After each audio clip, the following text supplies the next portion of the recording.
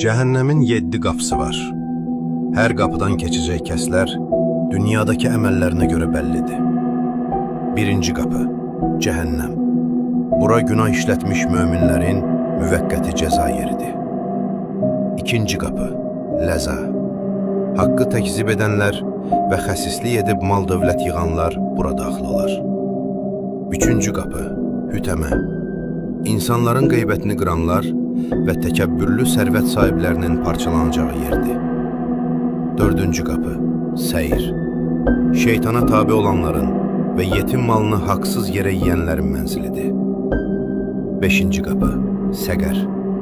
Namaz qılmayanların və axirət gününü yalan hesab edənlərin şiddətli atəşidir. Altıncı qapı, cahim. Allahın ayələrinə qarşı çıxan kafir və müşriklər üçün hazırlanmışdı. Yeddinci və sonuncu qapı, haviyə. Ən dibdəki bu uçurum, iki üzlü münafiqlərin yeridir. Rəbbimiz bizləri bu qapı